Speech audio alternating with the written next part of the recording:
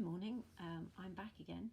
I made a video yesterday which a few people fed back on and said that they found helpful, so I thought I would share another short video this morning. This one again is for parents who may be in a situation brand new today where they've got children at home because schools are closed. You'll notice I'm wearing the same shirt today as I was yesterday. If you saw my video yesterday, that's for two reasons. One is because somebody said it was a lovely shirt, and the second is because our washing machine's broken, and I think we're going to have to be a little bit careful about making sure that we don't wear all of our clothes before we can get a new washing machine. Either that, or I'm going to learn a lot about washing clothes by hand, which could be interesting. So there we go, but I have got a different necklace and I've got different nails today. So this is really for as I say, parents, but I think maybe also useful for adults who are working at home, who are finding that today has brought a different routine. A couple of things were shared last week in various places. We shared it in the authority that I work in with our schools so that they could share it with parents and carers, important information. So the first thing to say is that if you are at home today and you have a child at home today who's not at school, the reason for that is that we have a global pandemic, and that actually your work today is to stay at home and keep safe. So for today, your work today is to stay at home and keep safe. The other bits and pieces that people have been getting worried about, like how much work should we be doing, and how can I teach my child? I'm not a teacher. Those bits and pieces will sort themselves out. We will be in this situation for more than just today. And as time goes on, we'll find new ways of developing ways of working, ways of learning. But for today, your job is to stay at home, and that is going to save people's lives. We know that really clearly from what we're hearing from medics, from doctors, from nurses. So that's the most important thing to say, and I think that probably will free up a little bit of relief. The next thing to say is that this is a difficult time, and when there's change to our routines, many of us struggle. And so it's important to realise that, and not to be too hard on ourselves, and not to expect huge things from ourselves, or from our children. I said yesterday, I'm finding it really hard to concentrate on reading at the moment. So I've got a big paper that I should be writing, I'm doing research on for work, but I'm trying to be kind to myself and say, if it doesn't get done today, there's going to be time to do this. So two things that we shared last week. The first is a social story that was shared really generously by a specialist in social stories called Carol Gray. Now, social stories are written for children who sometimes find it difficult to cope when there's a change to routine. Often these children are children on the autistic spectrum, or children who have autism, or children who are autistic, depending on how you like to describe yourself. But they're just really useful because they keep things simple and calm. I've talked a lot, so what I'm going to do now is I'm going to read the social story. I'm also going to put a copy of it at the bottom of my blog, so that if you want it to read to your children, you can get a copy of it there. So the story has pictures in it as well, so I can't show those, I can't work how to do that just now, but I'll put it at the bottom so you'll get the pictures. My Story About Pandemics and the Coronavirus by Carol Gray. This story is about pandemics and the coronavirus. A pandemic is when many people in a large area become sick. A pandemic is usually caused by a new virus. The coronavirus is a virus that is spreading fast and causing a worldwide pandemic now. Viruses are so small that it takes an electron microscope to see them. People can't see if a virus is near them. People are smart.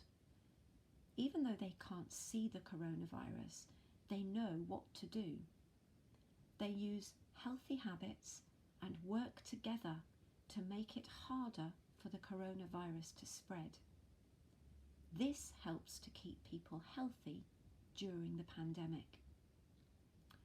People wash their hands really well and often during a pandemic. Adults make sure kids know how to wash their hands well, and adults remind kids to wash their hands a lot.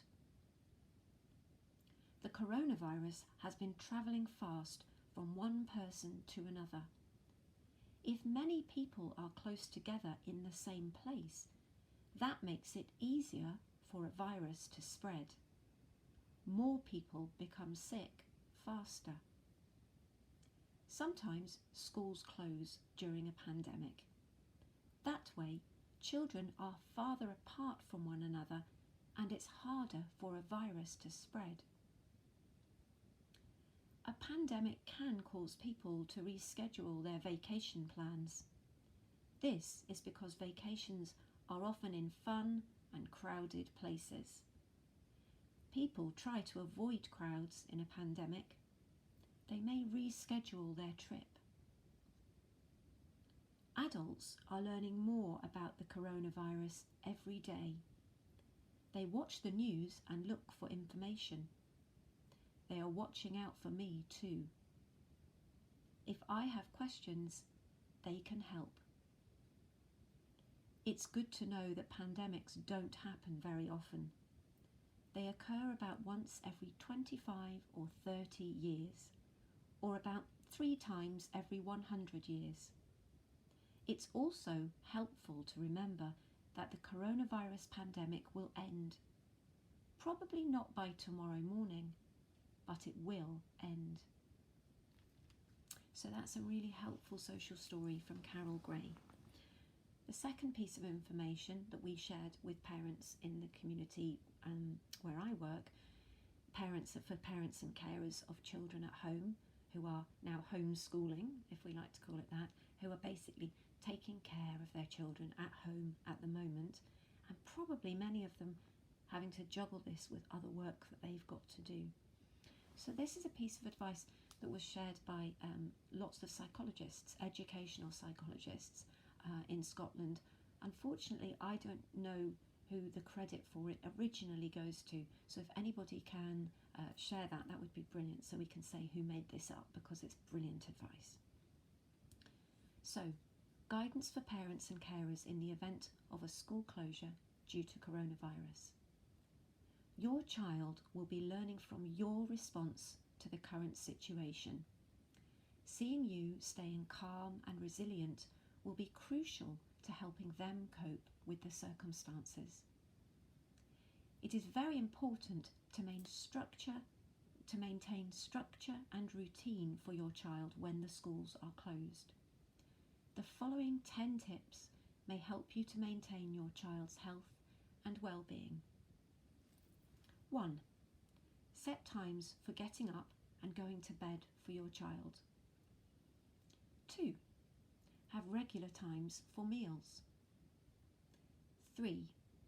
Build in time for fresh air and exercise as far as this is possible, and that might mean an open window. 4. Structure your child's day so that they have a variety of activities and break times. 5. Create a menu of activities that your child can do during the day. 6. Make a daily plan of activities and share this with your child the night before so that you and your child know what's happening the next day. 7.